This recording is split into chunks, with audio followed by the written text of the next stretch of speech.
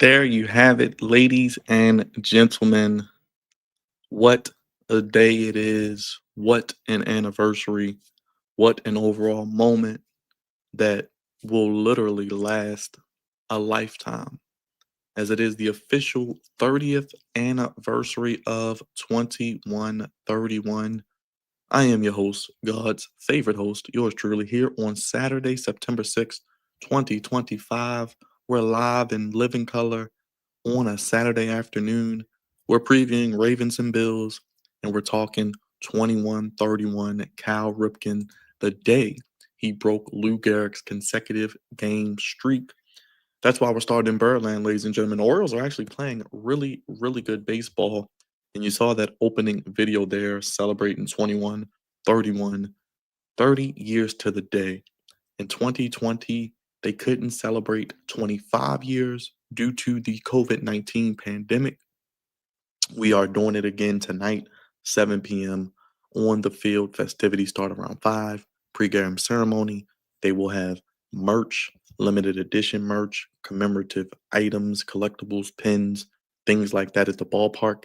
And oh yeah, they're playing the Los Angeles Dodgers, the reigning defending World Series champions. As mentioned, if you're new watching here, make sure you hit that subscribe button, hit that like button, hit that bell, and make sure you guys go on over to YouTube if you're watching on X and subscribe to the Flex Zone podcast. Vote on a poll and let us know who wins, Ravens or Bills. And we've got some great moments overall from 2131 that I'm going to pull up on the screen here. As you can see, May 30th, 1982 through September 6th, 1995. The most famous record in Major League Baseball, the Iron Man Cal Ripken. He broke the streak 30 years today, as you can see him riding around on the back of the convertible through Camden Yards.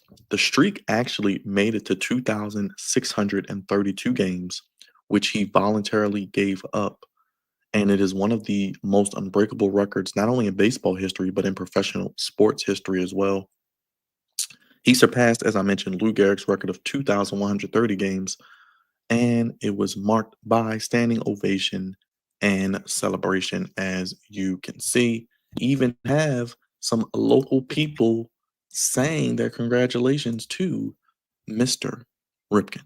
Mr. Cal, Lamar Jackson here. Cal Ripken Jr., Chase Rice here. 30 years, Iron Man. Happy anniversary on your streak. My longtime great musical partner, Branford Marsalis, and I were so pleased and honored to play the anthem before the game. I sang the anthem the day you broke the streak and around the time that you started the streak, with tons of amazing baseball in between. 2012, Statue Day. The fans, in my opinion, for the first time in a long time, believed. It also was the highlight of my career because you allowed us to come in the park and watch history and reach the unreachable star. You're one of the best to ever do it, man. Big congratulations, 30 years. Go O's. Man, you make it so proud to wear number 8 here in Baltimore. And there will never, ever, ever in the history be another Iron Man, someone like yourself, the greatest ever. Appreciate you. We all do.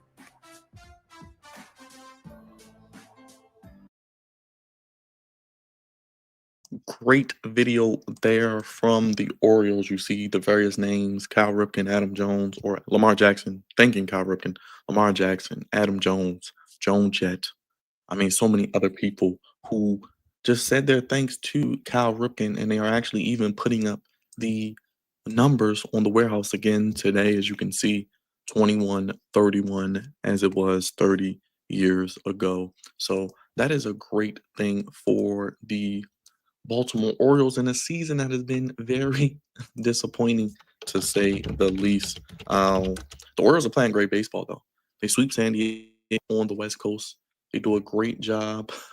They do it there and sweep a contending playoff team, get them out of the way, come home last night, and pretty much more Oriole magic was in the park last night, as you can see, from the new potential superstar, Sammy Baseball, Samuel Basallo, who hit a walk-off home run last night. We'll take a look at that and just There you saw it, Samuel Basallo. He'll be here for the next 9 years. He signed that wonderful contract 2 weeks ago. 8 years, $67 million. That kicks in after next season. His first home run at Camden Yards is a walk-off. Second home run of his career. He hit one last week on national TV on Fox against the Giants out at their stadium in San Francisco. So Samuel Basallo already making his mark in Baltimore, and you feel that Oriole magic in the building. We know it's packed. We know it's going to be a lot of Dodgers fans. It's going to be a lot of fans in general, just that maybe didn't even get to celebrate this moment when it first happened. Like myself, I was very, very young. The lights were on, but nobody was home. But that is a great, great moment there. The youngest player to hit a walk-off home run since 2013. Wonderful, wonderful ending to a great, great, great game. It was a 2 game, and the Orioles pulled it out. And I know it's been a disappointing season, but as I mentioned, as of late, playing better against playoff caliber teams, sweeping San Diego, taking the first game against Shohei Ohtani, who pitched, and the Dodgers. Doing a great job there of getting it done, getting that clutch hit, getting that walk-off hit, hitting with runners in scoring position. I think even Jackson Holiday had a great play that he scored on from second when Kowser was at the plate. A great play overall last night for the Orioles. Let me pull that up for you guys. Let me get that for you. But the Orioles get the win 2-1 as Jackson Holiday. We know how great Gunnar Henderson is. Adley Rutschman will be back. Samuel Basallo, Jeremiah Jackson, who's been one of my favorite players to watch. Dylan Beavers, Beaver Retriever. This team has a lot of young pieces. Trevor Rogers is pitching tonight. What a season for him. He's not going to win the Cy Young, but he was the American League Pitcher of the Month. How great was that? And a wonderful job for the Orioles. And you can see, shout out to Jacob Calvin-Meyer. He was there at the game last night. Let's look at the reaction from the fans.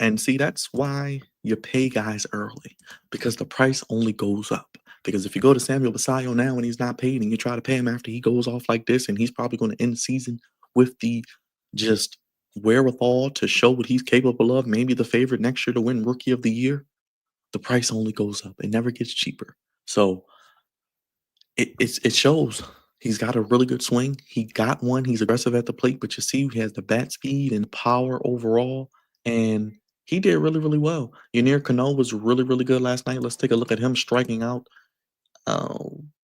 Road Vet, the catcher of the Dodgers here, as he looks good in his last few outings. Let's look. And that's the Cano we want to see next year. We know he's going to be a part of this team. The bullpen needs to be remade, revamped.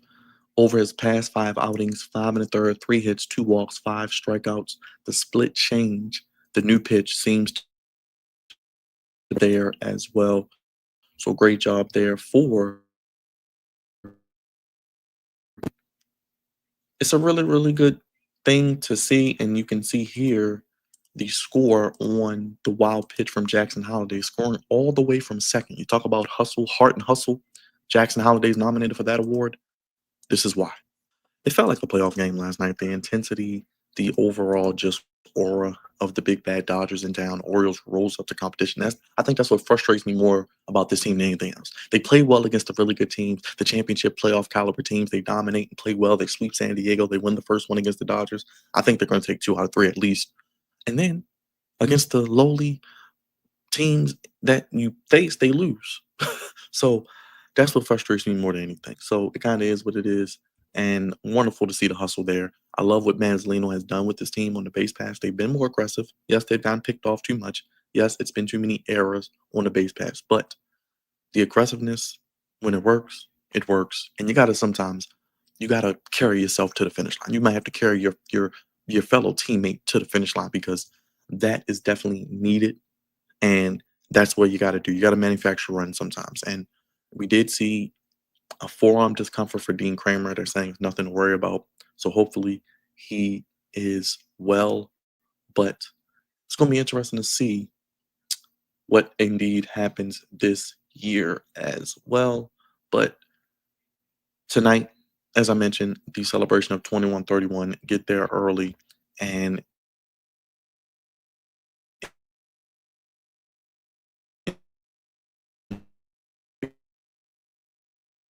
Davey Johnson, unfortunately, has passed away. The Orioles tweeted out, "We mourn the passing of Orioles Hall of Fame second baseman Davey Johnson, who earned the All-Star recognition. He was an All-Star 3 times and managed the team to 2 postseason appearances." So we'll do a quick moment of silence for Davey Johnson, and we'll get into the Ravens talk here on the Flex Zone podcast.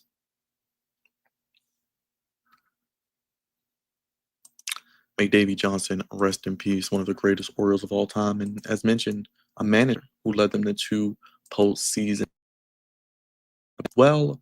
So there you go. There you have that in. Now, let's take a trip to Buffalo. We'll see what the O's do tonight. We'll keep you posted on that as the season winds down. But let's take a trip to the flock. Let's go to Buffalo. Let's talk about while we're here. The NFL season is back. It's underway. 2 games already in the books. Thursday, we saw the Eagles beat the Cowboys. And last night, the Chargers beat the Chiefs. Sunday Night Football, the world will indeed be watching as the Ravens face the Buffalo Bills on Primetime Football. Yes, the Ravens open their season where it ended last year, which was the 2024 season, but it's 2025. But don't make me explain things. Nevertheless, it's going to be really good weather tomorrow. I believe it's going to be in the 60s, so probably around the 50s around game time. No terrible wind, no cold, no freezing rain or anything like that. And we have some injuries for the Bills that I want to look out for as well as the Ravens. But let's look at the preview. The Ravens kick off their season with high expectations as they travel to Buffalo for a Week 1 showdown. 8:20 kickoff on local TV, Channel 11, NBC, Peacock.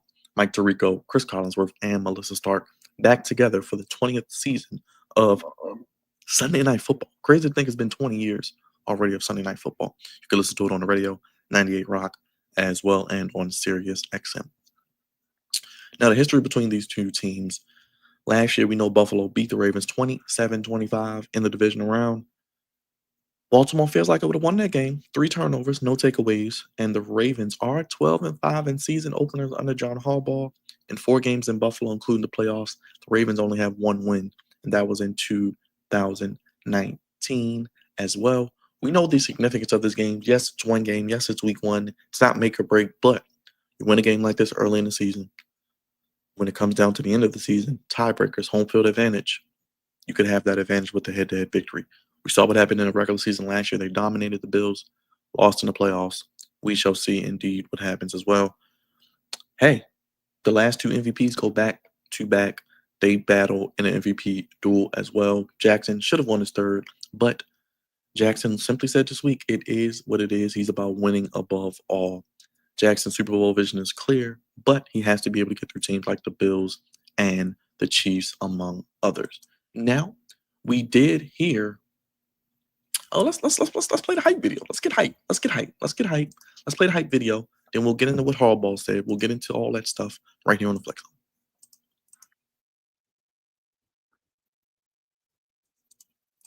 Sorry about that. Let me bring the video up so you guys can see the video. But let's play the video, then we'll talk about it.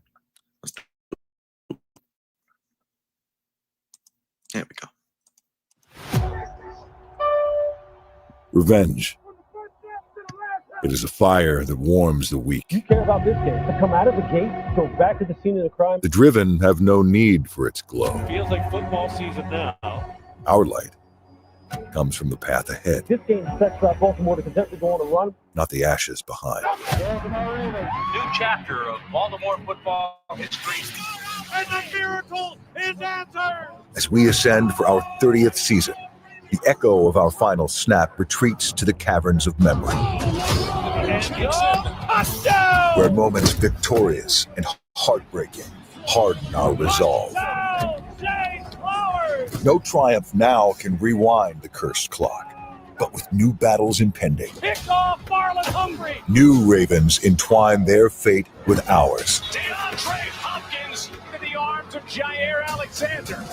And our foe now is the same that barred our path before. We, in menacing delight, would have it no other way. Because those with purpose don't look back to settle the score. They charge forward to be remembered forevermore.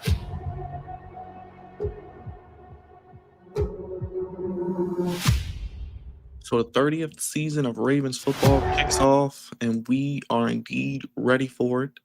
And as we always say, if you want to dress like the pros, if you want to wear what the Baltimore Ravens players will be wearing on Sunday night, here we go. Let's get to it. And let me pull that up for you. Let me see here.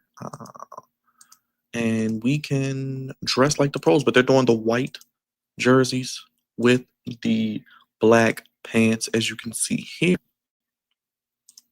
So that'll be the vibes for tomorrow. White jersey, black pants. Brought to you by Invisalign. 8:20 kickoff from Highmark Stadium. I always love the black. So anytime you can get the black incorporated, I love it. And we'll see it yet again. Still a little frustrated that we can't get the retro unis. Apparently a copyright dispute. So maybe they'll figure that out one day. You know, money solves all when it comes to stuff like that.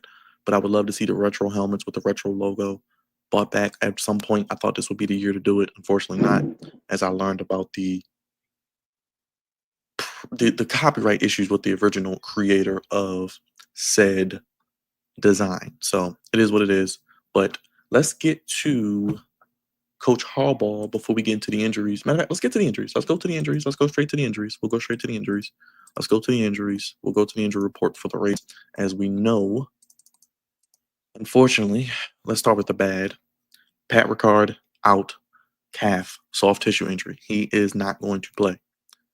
Didn't practice all week. Isaiah Likely foot did not practice all week, but it seems like he is closer to a return than maybe even Ricard. So we could see Isaiah Likely maybe week 2, definitely by week 3 on that Monday night against Detroit. I would say maybe week 3, maybe give him another week, a full week of practice this week, and maybe keep him out then a full week of practice heading into the Monday night game because you'll get some extra time and see how he feels, make sure he's good. Then you can have Likely back by week 3. They didn't put him on IR, so that's great. Daniel Fa'alele was limited on Wednesday, but he practiced Thursday and Friday. And Jair Alexander was limited on Wednesday, but he fully practiced Thursday and Friday. So Jair Alexander will be in the building in Buffalo. And Jair doesn't have to start. Like I said, it's not about Jair playing 17 games. It's about Jair being healthy in January, being healthy as they make that run to the playoffs as well. So, hey, if we can get 13, 14 games out of him and he's ready for the playoffs and he's healthy, I will indeed take that there. Now, we did hear from Coach Harbaugh this week, so let's hear what he had to say. Let's start with this cut about him on takeaways for the Ravens and how important they are. They've been stressing it all off season, and we will indeed do that in Buffalo. There we go. Yeah, I mean, you know, you believe it will. You know, we've come up with a lot of those plays in practice and also in the preseason games. I think that the intentionality has been very good. You know, we were one of the leading turnover teams 2 years ago, and historically we've always been a pretty high takeaway team generally. But last year was not good, you know, and we still overcame it and won a bunch of games. But we need to be a top, and I would say, you know, our goal every year, and this is just. Honestly, this has been true for all these years. Our goal is always to be the top takeaway team. I mean, that's our goal. And that'll be our goal again this year. And if we achieve that goal, we're going to be playing some really great defense. Definitely the defense is going to be one of the biggest things I'm looking at in this game because I want to see how Zach Orr has his defense playing in year 2. He's not going into his first rodeo of calling plays. He's had a year under his belt, another offseason now. Guys are healthy. He seems to be finding his niche as a D coordinator, and I think they're going to get off to a fast start. So that'll be something to see as well. To the injury front on Buffalo real quick. Tyler Bass, their kicker, placed on injured reserve with left hip groin injury, so he'll miss at least the first 4 weeks. They have Matt Prater, the 41-year-old. So the kicking game is going to be a key because we got a rookie and a 41-year-old. I'll get to that in my keys, but Christian Benefer looks like he's on track to play. Dwayne Carter is out. Khalil Shakir, I love Shakir, one of the best slot receivers in the league. He did practice Wednesday, Thursday, Friday. He should be good. Former Raven and former Bill, who's back with the Bills. Tre'Davious White, doubtful. Elijah Moore practiced on Friday, so we could see him as well. We know their receiver room has some questions. Josh Palmer, they got Elijah Moore. We know Shakir.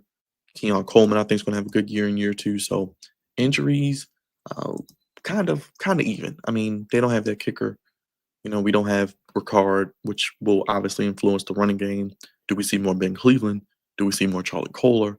Do we see extra O linemen in the game without the fullback? That'll be interesting to see. Harbaugh talking about it never gets old. Let's see what he's talking about. No, it's always a new message. Yeah, no, it's always new. It's always different. That's easy to me. I mean, the idea basically is that you meet people where they're at. You meet your team where it's at. You meet circumstances where they're at. Things come up that are things that we reference or whatever. It's conversations. It's never the same. It never gets old. It never gets old, Jameson. This is the greatest thing. I mean, this is the greatest, most fun thing ever. Here we are, we're in sports. All of us in this circle right here get to do this for a living, right? I mean, I know how grateful you guys are as well that we get to do this for a living. And we're talking about things that people really enjoy following, And when we get out there in the field, it's going to be tough. It's going to be intense. I'm sure we're going to feel victimized and wronged by some call at some point in time, and all that. But at the end of the day, it's the greatest thing in the world to get to be a part of sports, to be a part of the National Football League, be in a game, be the Ravens versus the Bills on Sunday Night Football to open the season. Just couldn't be more grateful or excited. And no, it never, ever gets old. Never gets old. Every week one of the NFL season is great. We anticipate it. We get excited for it. We have events going on. We just love the overall energy and vibe at this time of year. And let's hear John Harbaugh talking about watching his brother on his first game, which was last night. I'll probably watch all this game, and I will be rooting for the Chargers. Anybody was wondering. Yeah, I mean, sorry, Andy. Blood's thicker than water. And that's pretty funny there because he came up under Andy Reid and his brother coached the Chargers. So that's got to be some fun conversations there as well. Love to see Harbaugh laugh. He's not tight. That's always what I say with this team. When the general doesn't panic, the troops won't panic. When the coach isn't tight, when the coach is loose, having fun, saying, hey, we have a really good team. We have a really good roster. We have very good, talented players who are very, very good at what they do. Let them do their job. I'll get out their way, and I'll do my job, and we'll be successful here today. And let's hear Harbs talking about the team's themes for the season. Yeah, one of the themes is gradually then suddenly. That's something that is worth talking about at some point in time. And then, raise the floor is something that we've talked a lot about. And Steve kind of brought that to us recently, Steve Bisciotti, which I thought was fantastic. So, but themes, it's more, to me, it's more about the relationships and day to day, just growing together. I'd say that, and the intentionality about what we're doing. Probably you've heard that so many times from me. Probably that's probably the main thing. So there you go. The theme for the season. They did have some events I wanted to talk about.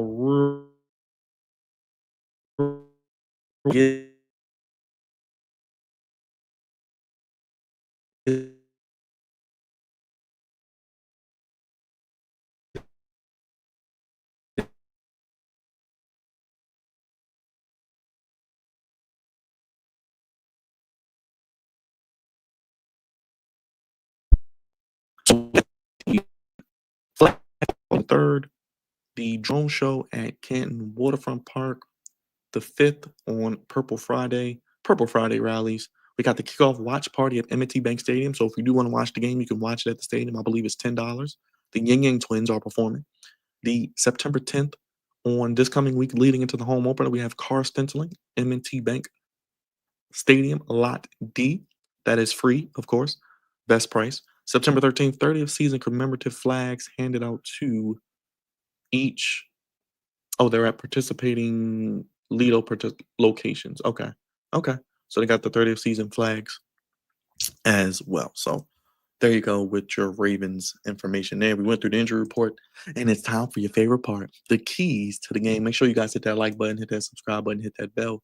Let me know how you're feeling about this game, what you're looking forward to. Also, real quick, before we get to the keys, a quick happy birthday shout out to Mark Andrews, who's celebrating his birthday today. So happy birthday, Mark Andrews. I'm expecting a nice big celebration in Buffalo tomorrow night, and you to be one of the stars of the game, hopefully. Let's get to the keys, ladies and gentlemen, of tomorrow's game. On offense, well, in general, but we'll start with the offense. Start fast. You're on the road. You're in hostile territory. It's going to be loud. It is their last season opener at Ralph Wilson Stadium. I believe they moved to their new stadium next year. They're going to be going through tables like they're watching WWE or AEW. They're going to be loud. They're going to be lathered up with alcoholic beverages and other things, buffalo wings with blue cheese. Start fast. You got to start fast, which they didn't do last year. They were down, 21-10, I believe, at some point, going into halftime. Start fast. Secondly, 0 turnovers. Don't turn the ball over. You had 3 giveaways last season. They have won the turnover battle in 20 consecutive games, an NFL record. Don't turn the ball over. Third, penalties. Talk about self-inflicted. We talk about beating themselves all the time. 5 penalties or less. Like I said with Maryland, can they be single digits? Can they be under 5? Can they be 5 or less? I think 5 penalties or less, they'll be fine. Fourth, we hear the running game. We hear about Derrick Henry. We hear he may be getting older. He had almost 2,000 yards last season. Do I think he's going to get 2,000 yards? No. But could he get 1,600? Yes. Rush for over 150 yards. Use Derrick Henry. Use Keaton Mitchell. Use Justice Hill. And Lamar, use your legs when it's there. You're the best athlete in the NFL. Showcase it. Lastly, for the receivers, no drops. We know Mark Andrews had a couple drops last season, especially in this game, in the playoffs. No drops. Catch the football. Hold on to the football. Control it through the catch. Get down. Get out of bounds. Do what you got to do. Catch the football. On defense, tackle well. You got to tackle well. We know week 1, early in the season, poor tackling is a theme, especially throughout the season, but especially week 1 because a lot of guys don't play in the preseason. Tackle well. Secondly, they like to run the ball too. James Cook is a hell of a running back. Josh Allen is a hell of a quarterback. He's a gazelle running. Keep them under 100 yards rushing. Stop the run. Last year, the Ravens struggled a little bit against the run in the first half. They corrected some of that. I think the D-line of the Ravens will be able to hopefully hold their own. They're healthy. And I think they should do really, really well keeping them under 100 yards. Josh Allen likes to get rid of the ball quick. They like to use that dink and dunk mentality of using it as an extension of the running game, making sure he gets rid of the ball quickly. Keep Josh Allen in the pocket. Make him hold the ball. Don't let him get outside the pocket and be great at what he does best in improvising and adapting, making unscripted plays. Keep him in the pocket. Force him to beat you with his throwing through the pocket and force these receivers to beat you one-on-one. Next, no big plays. No big plays over the middle to Kincaid, to Knox, to Shakir, to Coleman, James Cook with running or catching out of the backfield. Josh Allen with his legs. Get off the field on third down is my next one to follow that. Don't give up big plays. And when it's third down, get off the field. Let's keep them in third and long. And let's be able to bring some pressure because I think with that, let's see if the defense can create a turnover or force a turnover, an interception, a fumble, a game-changing play to help the offense, maybe score a touchdown, give them a short field. Those are things I'm looking forward to. So you got to keep Allen in the pocket. Don't let him make the electrifying MVP caliber plays. Contain him, limit his damage, and let the defense do what it does best. Use your speed and athleticism. I expect to see more blitzing. I expect to see more man-to-man coverage. And I don't think their guys one-on-one on the outside can beat our guys consistently. Special teams. We know Tyler Loop is making his debut, the much-anticipated regular season debut on. We shall indeed see what happens. He's ready. I think he's ready, and we'll see what happens with him. But make kicks. Make your kicks and make your PATs. Hopefully you have a lot of opportunities on Sunday to make PATs and to hopefully make some kicks. Now, if the Ravens go for some fourth downs early on, I wouldn't be surprised either because I think if it's 4th and 5 or less, they will probably go for some of these, but make your kicks Tyler Loop because this will tell a lot about how the season could go. And then on the return aspect, find a return first of all, your kick coverage needs to be good. Don't give up any big plays in the return game. And find a spark in the return game. Keaton Mitchell, Rasheen Ali. What can you guys do in the return game? Can you guys give us a spark? Can you guys give us 20, 30 yards on a return?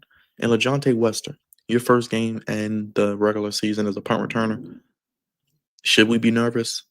No, because I think he's done a really good job throughout camp of holding on to the football, but hold on to the football. If the ball is past, put your heels on the 10, don't catch it inside the 5. A touchback isn't a bad thing. Get down. Don't try to do too much. We know you're electrifying, but find a spark in the return game. I think Wester will bring that this season at some point. I think he's going to run one back. And I also think we'll get a kick return touchdown with either Mitchell or Ali with their explosiveness as well. So those are my keys to the game. We'll go back through those real quick. Start fast. 0 turnovers, 5 penalties or less. Rush for over 150 yards, no drops. Defensively, tackle well. Keep them under 100 yards. Keep Josh Allen in the pocket. No big plays. Get off the field on third down. Also, keep Josh Allen in the pocket. Make him hold the ball and try to force a turnover on defense if you can. Special teams, make your kicks Tyler Loop. And Jordan Stout, do what you've been done. I think you've been pretty consistent. I don't have a lot of worries about him because I don't expect the Ravens to be punting too much, honestly. And find a spark in the return game. Now, I think this game could go one of two ways. I'm not counting out Buffalo like a lot of Ravens fans are. I'm not saying we're going to dominate them and blow them out because I feel like this game's either going to be Ravens by 7 to 10 points, like a, 31-24, 31-23 win, or it could be a close Buffalo win. I know they have a new kicker, Matt Prater, 41 years of age. He's had a good, solid career. He's been an okay kicker. Now, I can see the Bills also. The last game was 27-25. Could the Bills win 24-20? I think the best bet for the Bills is to keep this game low scoring. Keep it mid to low 20s because if the Ravens get in the high 20s, 27, 30, 31, 34 points, 37 points, I think they could run away with this game because if they're not turning the ball over and they're not committing penalties, they'll have a lot more opportunities to get the ball into the end zone or get a field goal opportunity. And I think that's what we're going to see. I think the Ravens either win by 7 to 10 points or Buffalo wins a close one on a field goal, 24-21, 23-20, 24-20, 23, something like that. And you don't want them to have the ball last because I think defensively, we're going to see how good this defense is. This is a good test first week. You're playing the MVP.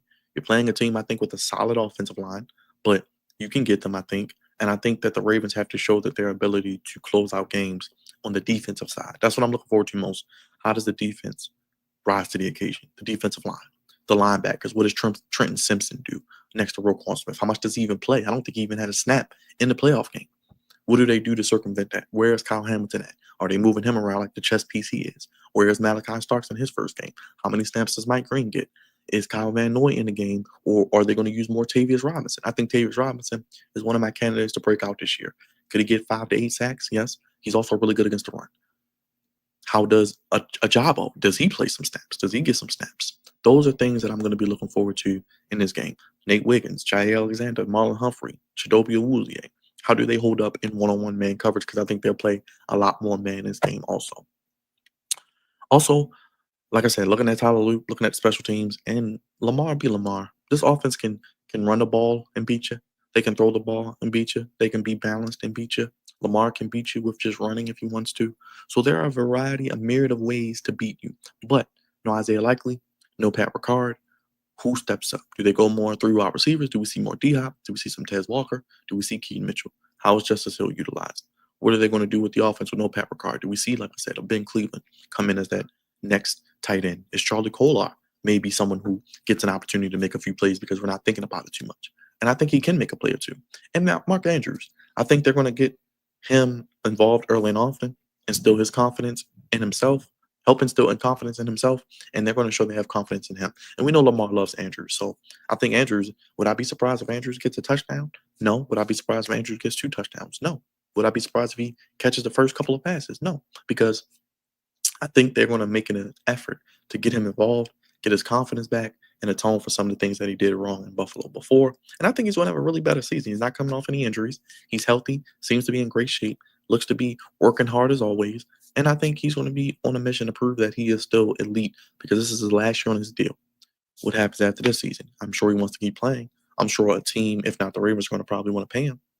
This is his opportunity. No likely for a couple weeks. Like I said, D-Hop, what does he do? How does the offense kind of change with no Ricard? Because we saw a lot of heavy personnel. We saw Ricard with an extra offensive lineman. So how does that affect the running game? That's why I said I hope they can still run the football effectively because they may even come out throwing a little bit to loosen them up and then run the ball in the second half. So those are things I'm going to be looking forward to throughout this game. So let me know what you're looking forward to. Let me know how you're feeling, and we will get to that as well. To the week one of it all, real quick, we'll go to the week one scores and schedule. We'll take a look at that real quick, and we will recap that because so far I am 1-1. If you are part of our picks group, we are doing picks, so we're keeping track of all of that as well. So we shall see. Let's take a look at the week one games, and we will get out of here as well. Appreciate everybody watching and checking us out here today. I did have the Eagles over the Cowboys 24-20. They win. I had the Eagles winning over the Cowboys. I didn't have that score, but Eagles beat them 24-20. I thought Dallas would cover. I thought 8.5 was a little too high.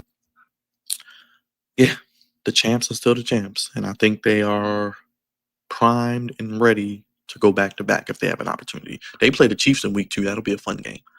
Chargers beat the Chiefs in week 1 in Sao Paulo, Brazil. As mentioned, the Chiefs have the Eagles coming off an extra few days off. They just signed Darius Smith. Could the Eagles be 2-0 and the Chiefs 0-2? That would be crazy. So stay tuned and let's look out for that as well. I did pick the Chiefs, so I'm 1-1. Ravens, Bills. Like I said, that's kind of a pick 'em. Either way, we'll see. I like the Falcons over the Buccaneers, personally. I think the Falcons have won like 5 out of the last 6.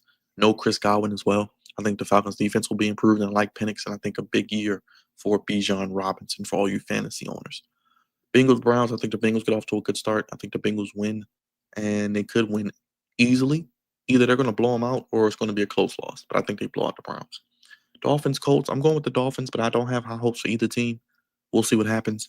What comes of the season for both teams, the Daniel Jones era has begun, and I like Jonathan Taylor. And that defense is good for the Colts, though, so it would not shock me if the Colts beat the Dolphins, but the Dolphins are trying to be more physical, and they're trying to practice harder and be more physical and more dominant at the point of attack.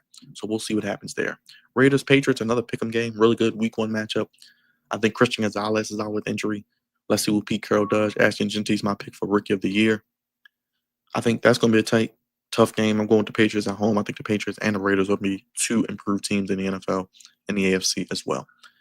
Cardinals, Saints. I like the Cardinals. I love Kyler. I think the Saints are going to have the worst record in the NFL. I'm going with the Cardinals over the Saints. I do have the Jets over the Steelers. I know the Steelers are going to be, I think, a really solid team defensively, especially Aaron Rodgers. But I think the Jets, this is their get back. I think Justin Fields and that team rises up under Aaron Glenn, and they get the first win of the season, shocking the Steelers. And I think they get the win. Giants, Commanders, we'll be previewing that later with Cravante, but I'm going with the Commanders. I think the Giants are going to be 3rd in that division. I think the Cowboys finish last, but I love Malik Neighbors. I think the Giants got a really good D-line, really good defense, and I think they have a really good opportunity to surprise some teams. Panthers, Jaguars. I'm going with the Jaguars, but I do think Bryce Young is going to have a good year. I think Trevor Lawrence is going to have a good year. I think both are going to be primed for an opportunity to show what they can do. Titans, Broncos. I love Cam Ward. He's not getting enough love. He's on a bad team, but their defense was good last year. Let's see what they can do. We know Broncos are a sexy pick for a lot of people to make a deep run this season. Bo next year too. Sean Payton, that defense, some weapons around him now. I think they'll be a good team in the mix as well. But I think this will be a good test for Cam Ward. Let's see how he does in week 1 in Denver. I don't think you could have had a tougher start on the road in that altitude against one of the best defenses in the league, a top 3 defense for sure. That's going to be interesting for the young QB. So I want to see how he deals with that adversity in this game. 49ers, Seahawks. Seahawks won 10 games last year under Mike McDonald. Sam Darnold, Cooper Kupp, and others come in. They drafted well, got Nick Emmanwori. 49ers, Christian McCaffrey may or may not play. We'll see tomorrow. Probably a game-time decision. They traded for Brian Robinson Jr. Let's see what they do. But I'm going with the Seahawks in that game. I like the Broncos over the Titans as well. Lions, Packers. We know Micah Parsons making his debut. Lions lose both coordinators. How does that affect them? I think the Packers win tomorrow. I think Jordan Love has a good season as well. Texans, Rams, brother, thoughts? I see you. Rams have a really good defense. I love D'Amico Ryans. I see what CJ Stroud can do in year 3. What is the Rams' ceiling? They got Matt Stafford. The back seems to be good. Devontae Adams, Fisk, Jared Verse. I think they'll be solid, and I think they get a win on Sunday afternoon. So a nice slate. And then on Monday night, Vikings, Bears. JJ McCarthy, Justin Jefferson, no Jordan Addison, no Jalen Naylor. But the Vikings did have a really good defense last year under Brian Flores. And let's see what the Bears can do under Ben Johnson and Caleb Williams going into year 2. A lot of offensive firepower, rebuilt the offensive line. And I think a very underrated defense, potentially top 10 defense as well, with some of the names that they have on their team as well. So that's what I'm looking forward to with week 1. Let's look real quick at college. I know college is going on, Scott. I did see your message about Florida State. Let's look at that real quick as we get into the college football of it all. Penn State over Florida International. Nothing really there to really scoff at. Texas 38-7. Arch Manning, 4 touchdowns. Looks like he's back on track against lesser competition. There you go. Illinois and Duke, I am currently watching that. That's a really good game, 31-19. Illinois, we're going to see how good they are with this game, but I believe they just had a turnover. Duke has 4 turnovers. That's the difference in this game, and they're only down 12, but I think that pretty much seals it. Illinois gets the interception, and they have the ball up 12 with, about 10 minutes to go? 11 minutes to go? Yeah, they are going to be good. I think they're going to hold on and win. So we have an interception, and Illinois, ranked number 11, supposed to be this year's Indiana, going on the road in a tough environment, looking like they're going to walk away with a win. I thought they would win this game, but this was one of the upset picks or spreads to cover, so look out for that. Florida State, as you mentioned, my gosh, BTA belts the ass over East Texas A&M 77-3. Castellanos, after the big win against Alabama last week, Robinson, 2 touchdowns, 173 yards, Singleton a touchdown. Castellanos, 230 for 3 touchdowns. So they get slapped around.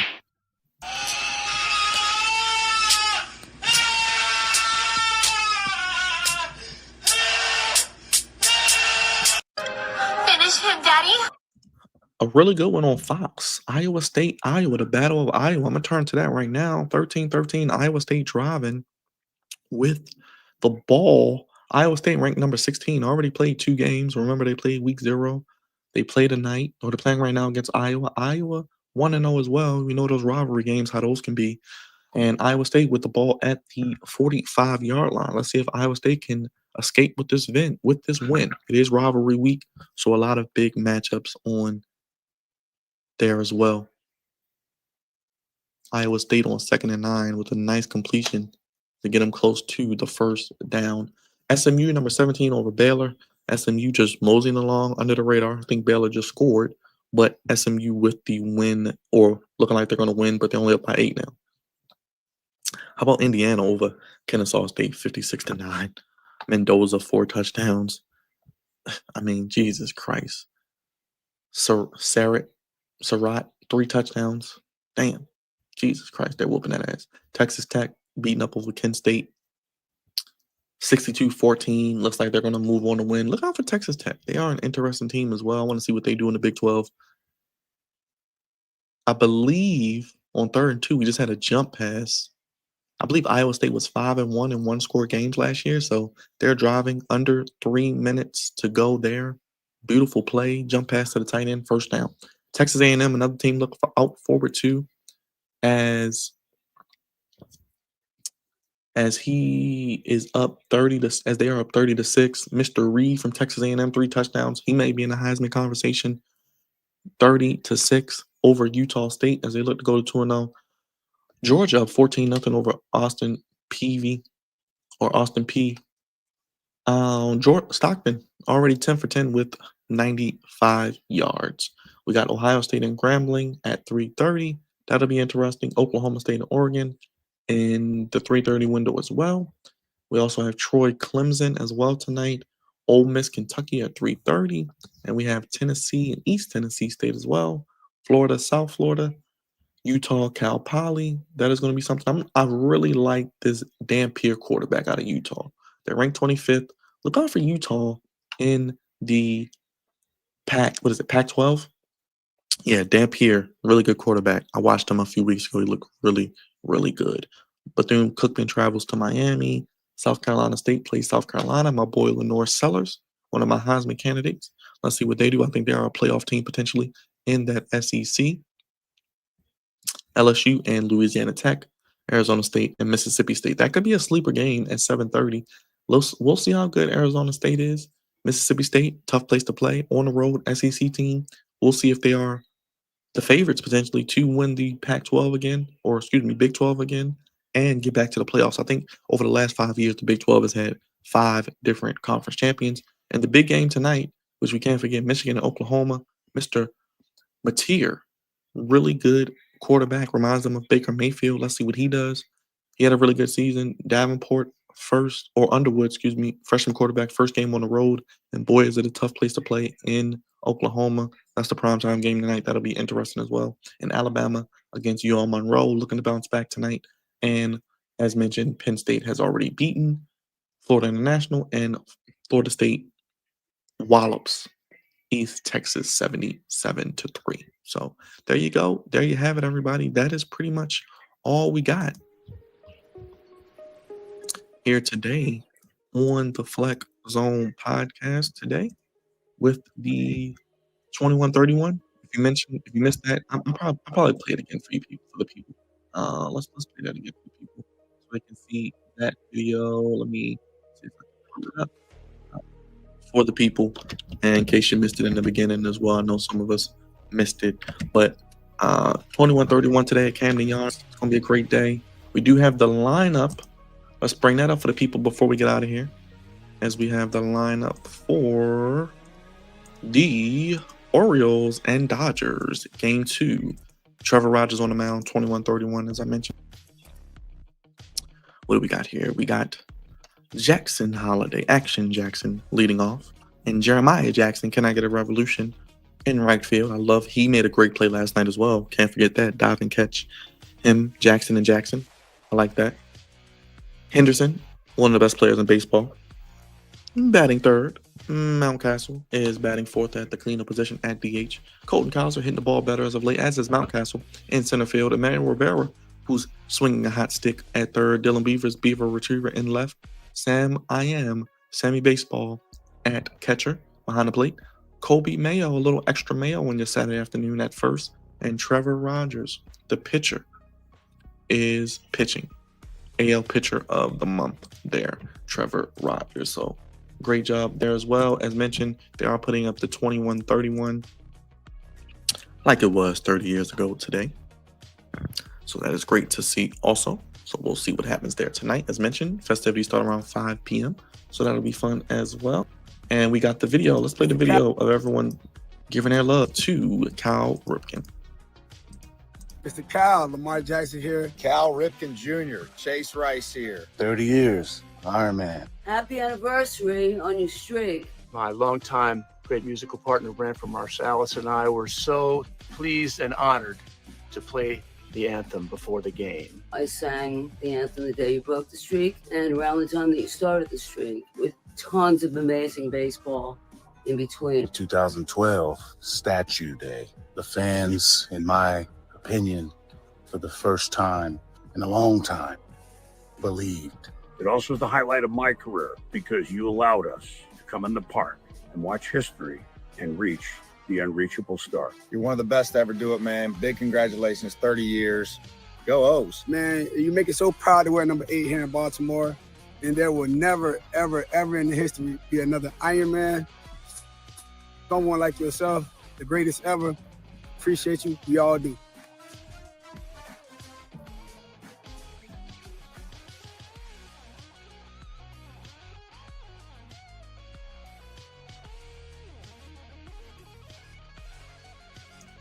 Let's play the 2131 video. Here you go. And just when you think about the record, and I didn't mention this earlier, so please forgive me, but you know, everyone can't throw a baseball 100 miles per hour or hit a baseball 400 feet. Everybody can't dunk a basketball or shoot from 30, 35 feet. Everybody can't, take a tackle from a linebacker like a car collision or catch a football pass over the middle or throw a spiral. But just the everyday man, the blue collar record, and what it means to a lot of people, it really saved baseball. Getting up every day, getting up, giving it your all, getting up, keeping a positive aspect or positive attitude and a positive outlook on your situation, no matter what you're going through, giving everything you got to be successful, doing your job, showing up when you don't feel like it, as I mentioned, when things are going good, when things aren't going good, when people are getting on your nerves, when the team isn't that great, when you know that there's only one winner at the end of the season. But the everyday man, the most relatable record in sports that will never be broken because load management didn't exist then. Players' egos weren't as big as they are now, and getting paid the ridiculous amount of money to give half-ass effort. So a record like this is something to be celebrated, to be shared with others who may not know about the significance of it, and to be appreciated that we will never see anything like this again in sports. You look at the NBA, how many guys can play 82 games? This guy played 2,131 consecutive, ended up with 2,600 plus, and he voluntarily ended the streak. He probably could have went further. I don't think that streak's going to be broken. Like I said, it was another 500 plus games that he was consecutively in the lineup. To not get hurt, to be blessed to be able to play at that level, to be in the lineup every day, to have the trust and support of your coaches, management, teammate, and the fans, which he mentioned as well. Just a great moment overall. Orioles get a walk-off win last night. Sweet. The Padres, 4 in a row. They've won. And they look to be, 5 out of the last 7 they've won. So that's something to look forward to as well. I'm getting ready to get out of here. We did our Ravens preview. We talked 21-31. Shout out to everybody in the chat. Alex, I see you. Thank you. Go Ravens. I'm doing well, Alex. Hope you are as well. If you're watching on X, come on over to YouTube. Subscribe to what we do here. Check out the content. Let us know what you think. The mothership. We got so much content on YouTube. It's crazy. It'll keep you busy each and every day as we get ready for the NFL season.